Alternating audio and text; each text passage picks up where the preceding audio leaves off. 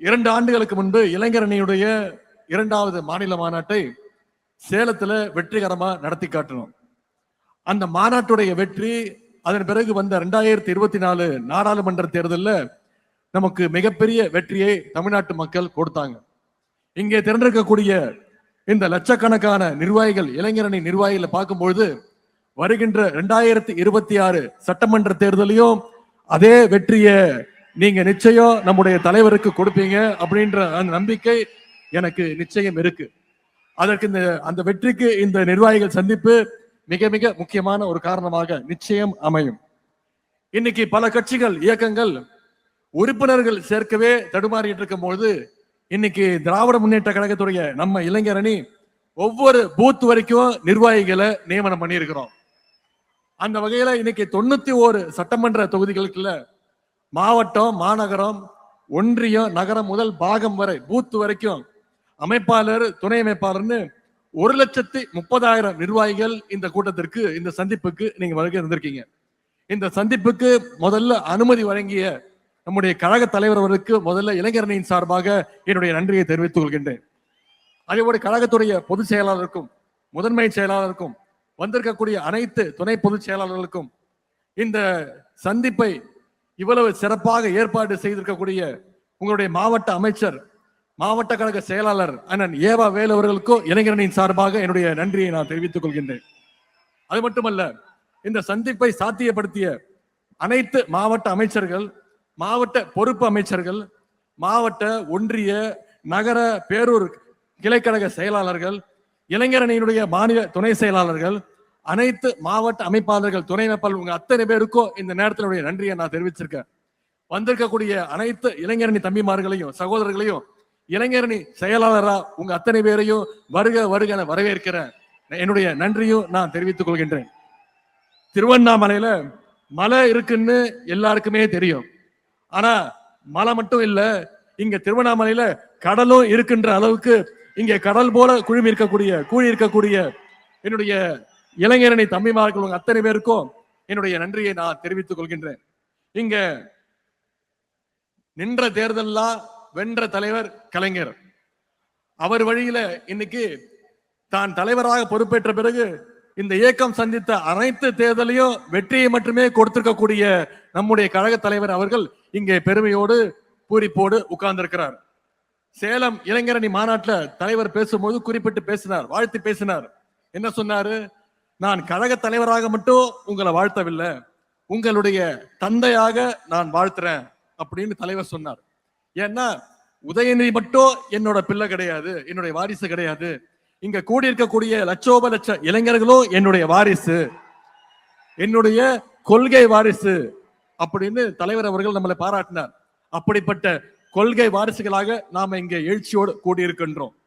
இன்னைக்கு மாநாடுன்னா பல கட்சிகள்ல ஆயிரக்கணக்கில் கூட இல்ல, 100 கணக்கில் இளைஞர்களை திரட்டுறது அவ்வளவு பெரிய விஷயம், சாதாரண விஷயம் கிடையாது. ஆனா நம்முடைய கழகத்துல மட்டும்தான் இளைஞரணி நிர்வாகிகளையே கிட்டத்தட்ட ஒரு மாநாடு போல நாம இங்க கூட்டியிருக்கிறோம். இந்தியாவிலேயே வேற எந்த இயக்கமும் செய்யாத சாதனையை நாம செஞ்சு காட்டியிருக்கின்றோம். இது ஏதோ கணக்கு காட்டுவதற்காக கூட்டப்பட்ட கூட்டம் கிடையாது. நம்முடைய எதிரிகள் போடுகின்ற தப்பு கணக்க சுக்குநூறாக உடைக்கின்ற கூட்டம் இங்க வந்திருக்கக்கூடிய இளைஞரணி கூட்டம், கொள்கை கூட்டம்.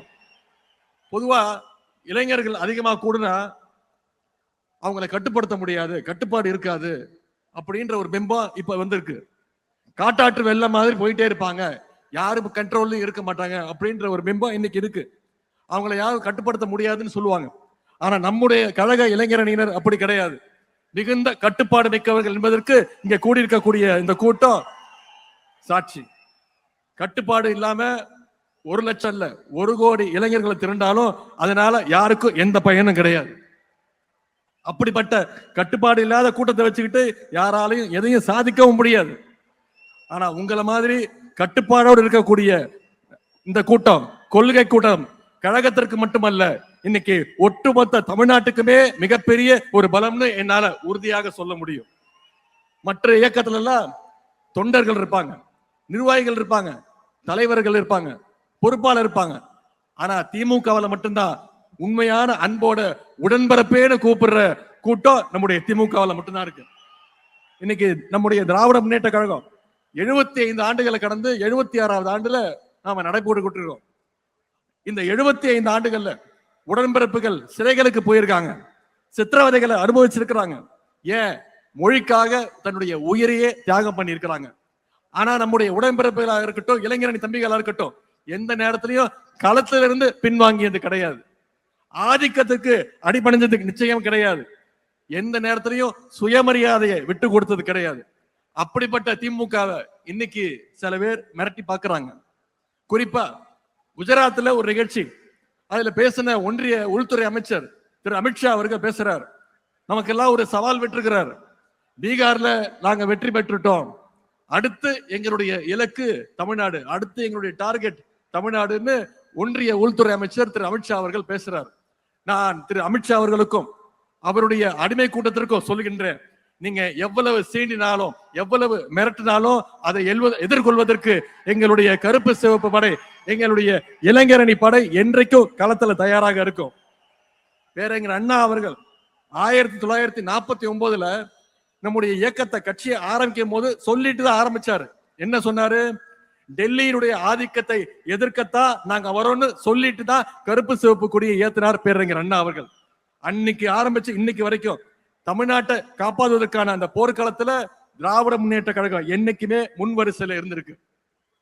இந்த போர்க்களத்துல எதிரிகள் தான் மாறி மாறி வந்திருக்காங்களே தவிர திராவிட முன்னேற்ற கழகம் என்னைக்குமே அதே வலிமையோடு இன்னைக்கு இருந்திருக்கு. ஏன்னா நம்முடைய முதலமைச்சர் அவர்கள் ஏற்கனவே சொன்ன மாதிரி தமிழ்நாடு என்னைக்குமே டெல்லிக்கு அவுட் ஆஃப் கண்ட்ரோல் தான்.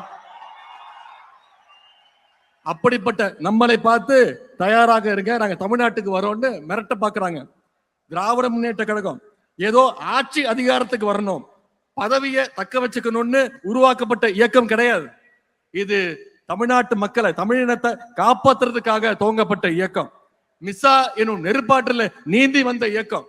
உலக வரலாற்றிலேயே ஈடு இணையில்லாத மொழி போரை நடத்தி அதிலையும் வெற்றி பெற்ற இயக்கம் திராவிட முன்னேற்ற கழகம். தமிழ் மொழிக்காக தண்டவாளத்துல தலை வைத்த இயக்கம் திராவிட முன்னேற்ற கழகம். பல துரோகங்களை, பல அடக்குமுறைகளை வீழ்த்திய இயக்கம் திராவிட முன்னேற்ற கழகம். இப்படிப்பட்ட எங்களை பார்த்து குஜராத்ல உட்கார்ந்து மிரட்டி பணிய வைக்கலாம்னு நினைச்சா நிச்சயம் அது உங்க கனவுல கூட நடக்காது.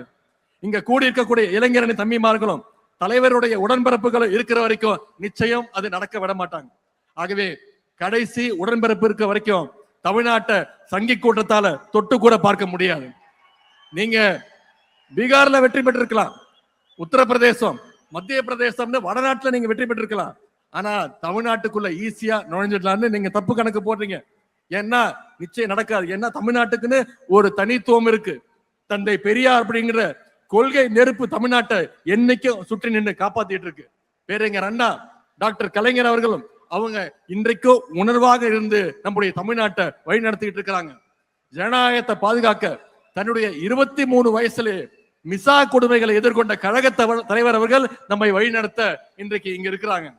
பாஜக அப்படின்றது மதம் பிடிச்சு ஓடுற யானை அப்படின்னு நாம நினைச்சிட்டு இருக்கோம். ஆனா அந்த யானையை அடக்கிற அங்குசம் இதோ இங்க இருக்கக்கூடிய நம்முடைய கழக தலைவர் முத்துவேல் கருணாநிதி ஸ்டாலின் அவருடைய கைகள்ல நிச்சயம் இருக்கு. இது மோடிக்கும் தெரியும், அமித்ஷாவுக்கும் தெரியும். அதனாலதான் நேரா வந்தா ஜெயிக்க முடியாதுன்னு இன்னைக்கு பழைய அடிமைகளையும் புதுசா புது அடிமைகளையும் கூட்டிக்கிட்டு துணைக்கு அழைச்சுக்கிட்டு நம்மளோட மோத பாக்குறாங்க. பழைய அடிமைகள் புதிய அடிமைகள் மட்டுமல்ல, இன்னைக்கு சிபிஐ, இடி, இன்கம் டாக்ஸ், ஏன் எலெக்ஷன் கமிஷன், இப்படி எல்லாரு கூடயும் கூட்டணி வச்சு பாசிச பாஜக கூட்டு சேர்ந்து தமிழ்நாட்டுக்குள்ள நுழைய பாக்குறாங்க. இப்படிப்பட்ட பாஜகவை நம்பித்தான் எதிர்கட்சி தலைவர் எடப்பாடி பழனிசாமி அவர்களும் தேர்தல் களத்துக்கு வந்திருக்கிறார். ஆனா நாம அப்படி இல்லை. முழுக்க முழுக்க கழகத்துடைய தொண்டர்களையும் இளைஞரணி தம்பிமார்களையும் தமிழ்நாட்டு மக்களையும் நம்பி நாம களத்துக்கு வந்திருக்கிறோம். நாம தொடர்ந்து மக்களோட இருக்கோம், மக்களும் தொடர்ந்து நம்மோட இருப்பாங்க, அந்த நம்பிக்கையோட இருக்கும். 4 நாளுக்கு முன்னாடி சென்னையில அதிமுகவுடைய பொதுக்குழு கூடுச்சு. அதுல ஒரு தீர்மானம் போட்டாங்க. 2026ல திரு எடப்பாடி பழனிசாமி அவர்களை முதலமைச்சர் ஆக்குவோன்னு அடிமைகள் தீர்மானம் போட்டிருக்கிறாங்க. பொதுவா கார்ல பேட்டரி டவுன் ஆனா அதை 4 பேர் தள்ளி விட்டு ஸ்டார்ட் பண்ணலாம். ஆனா கார்ல இன்ஜினே இல்லைன்னா எவ்வளவு தள்ளினாலும் அது ஸ்டார்ட் ஆகாது. இன்ஜின் இல்லாத கார் தான் இருக்கக்கூடிய அண்ணா திராவிட முன்னேற்ற கழகம். இப்போ பாஜக அப்படின்ற லாரி அந்த இன்ஜின் இல்லாத காரை எப்படியாவது கட்டி இழுத்துட்டு போக பாக்குது. இன்னைக்கு திரு எடப்பாடி பழனிசாமி அவர் சொல்றார், நீதித்துறையை காப்பாற்றணும், தமிழ்நாட்டை காப்பாற்றணும்னு சொல்றாரு. முதல்ல அவர் காப்பாற்ற வேண்டியது அண்ணா திராவிட முன்னேற்ற கழகத்தை பாஜக கிட்ட இருந்து காப்பாற்றணும்.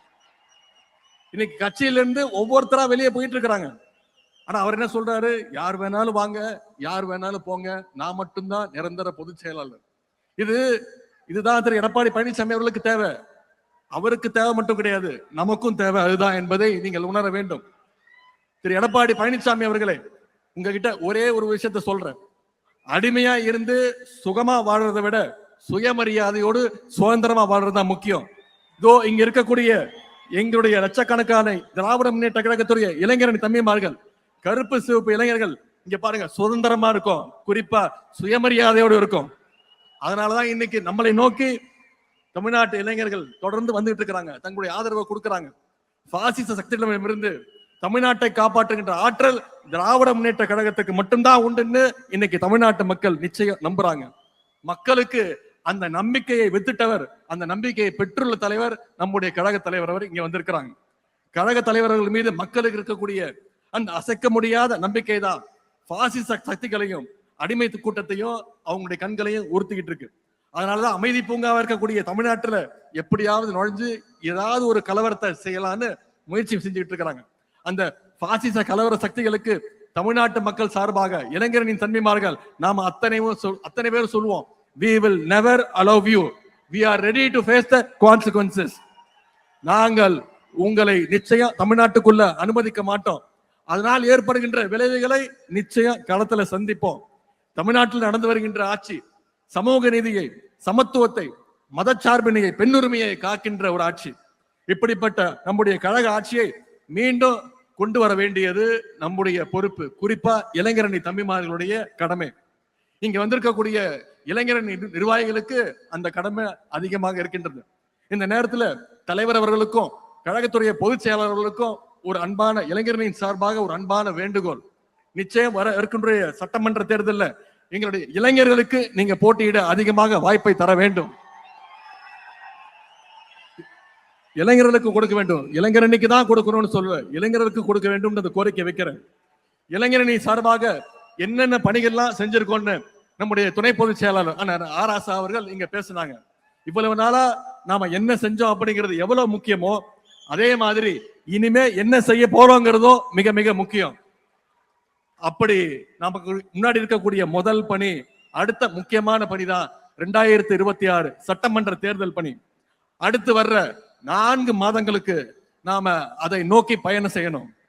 களத்துல கடுமையா உழைக்கணும். அடுத்த தலைமுறை இளைஞர்களை சந்திச்சு பேச வேண்டும். உங்களுடைய நண்பர்களை சந்திச்சு பேசணும். அவங்களுக்கு அரசியல் பத்தின புரிதல் வரணும். யார் வேணாலும் இடையில வரட்டும் போகட்டும், அதை பத்தி நமக்கு கவலை வேண்டாம். வானவில் பார்க்கறதுக்கு ரொம்ப அழகா இருக்கும், கலர் கலரா இருக்கும், அதை பார்க்கறதுக்கு மக்கள் கூடுவாங்க. ஆனா அது நிச்சயம் நிரந்தரம் கிடையாது. உதயசூரியன் மட்டும்தான் நிரந்தரம். உதயசூரியன் தான் மக்களுக்கான வெளிச்சத்தை தரும். ஆகவே நம்முடைய கழகத்துடைய வரலாறு, நம்முடைய ஆட்சியுடைய சாதனைகளை, தலைவருடைய வரலாறு, பெருமைகளை மக்கள்கிட்ட எடுத்து சொல்லுங்க. உங்க தெருவில் இருக்கக்கூடிய 10-20 இளைஞர்களை நீங்க உங்க கண்ட்ரோல் எடுத்துட்டு வாங்க. நீங்க சொன்னா கேட்கிற மாதிரி இருக்கணும். 10 வீட்டுக்கு 20 வீட்டுக்கு நான் பொறுப்பு, இந்த தெருவில் இருக்கிற வாக்குகளுக்கு நான் பொறுப்புன்னு அந்த டார்கெட்டை பிக்ஸ் பண்ணி இளைஞரணி தம்பிமார்கள் வேலை செய்யணும். எல்லாரு கூடவும் நெருங்கி பழகணும், மக்களோட மக்களா பழகணும். அவங்களுக்கு தேவையானதை செஞ்சு கொடுங்க. தமிழ்நாட்டுல எந்த வீட்டை எடுத்துக்கிட்டாலும் நம்முடைய திராவிட மாடல் அரசுடைய திட்டங்கள் நிச்சயம் அந்த வீட்டுல ஒரு பயனாளியாவது நிச்சயம் இருப்பான். அதை மக்கள்கிட்ட தொடர்ந்து ஞாபகப்படுத்துங்க. திட்டங்களை எடுத்து பேசுங்க. மக்களை சந்திச்சு மக்களோட மக்களா பழகுங்க. அவங்களுடைய நம்பிக்கையை பெறுங்க. இந்த பணியெல்லாம் நாம சரியா செஞ்சா நிச்சயம் நம்முடைய கழகம் 7வது முறையாக ஆட்சி அமைக்க போவது உறுதி. நம்முடைய கழக தலைவர் அவர்கள் தொடர்ந்து 2வது முறையாக முதலமைச்சர் நாற்காலில் உட்கார போவது உறுதி. நாம பெறப்போகிற வெற்றி சாதாரண வெற்றியாக இருக்கக்கூடாது. 70,000 பூத்துலையும் நிச்சயம் உதயசூரியன் வெற்றி பெற்றாக வேண்டும். 70,000 பூத்துலையும் மிகப்பெரிய வாக்கு வித்தியாசத்துல வெற்றி பெற வேண்டும். நம்முடைய தோழமை கட்சியுடைய வெற்றி உறுதி செய்யணும். அதற்கு இந்த இளைஞரணி வடக்கு மண்டல நிர்வாகிகள் சந்திப்பு நிச்சயம் ஒரு அடித்தளமா இருக்கும்னு நம்புறேன். இங்க வந்திருக்கக்கூடிய இளைஞரணி தம்பிமார்கள், நீங்கள் திரும்பி போகும்போது ஒவ்வொரு இளைஞரணி நிர்வாகியும் அந்த உறுதியோட அந்த நம்பிக்கையோட நீங்க சொல்லணும். திருவண்ணாமலையில கூடினோம், டிக்கெட்டும் இதனால தமிழ்நாட்டுல வென்றோம் அப்படின்னு நாளைய வரலாறு சொல்லணும். இந்த நேரத்துல இறுதியா ஒரே ஒரு விஷயத்தை தலைவர்கிட்ட சொல்ல விரும்புகின்றேன். இளைஞரணி தம்பிமார்களுக்கு நினைவுபடுத்த விரும்புகின்றேன். 2ஆம் உலகப் போர் சமயத்துல ஜெர்மனியோட படையெடுப்பை தாக்கு பிடிக்க முடியாம எதிரில இருந்த எல்லா நாடுகளும் ஜெர்மனி கிட்ட போய் சரண்டர் ஆயிட்டாங்க. ஆனா அப்படிப்பட்ட ஜெர்மனியவே எதிர்த்து நின்னது ஒரே ஒரு ரஷ்ய நகரம். அந்த நகரம் தான் தோற்கடிச்சது. அந்த நகரத்துடைய பெயர் ஸ்டாலின் கிராட். அதே மாதிரி நம்ம நாட்டுல பாசிஸ்டுகளுக்கு எதிரான போர்ல இந்தியாவின் ஸ்டாலின் கிராடா இருந்து நம்முடைய தமிழ்நாடு காலத்துல நின்று ஜெயிச்சு காட்ட வேண்டும். நம்முடைய தலைவர் தலைமையை மீண்டும் கொண்டு வர வேண்டும். அதற்கு இங்க கூடியிருக்கக்கூடிய லட்சோப லட்சம் இளைஞரணி பட்டாளம் நம்முடைய தலைவர்களுடைய கரங்களை நாம் வலுப்படுத்த வேண்டும். வென்றோம் வென்றோம் வென்றோம் 200 படைப்போம் வரலாறு என்ற சாதனையை படைக்க அடுத்த 100 நாட்கள் இளைஞரணி தம்பிமார்கள் களத்துல இருந்து உழைப்பதற்கு நாங்கள் தயார் தயார் தயார் என்று தலைவரிடத்துல நாங்கள் உறுதி சொல்கின்றோம். இந்த வாய்ப்புக்கு நன்றி கூறி விடைபெறுகின்றேன். தலைவர்களுக்கு நன்றி, வணக்கம்.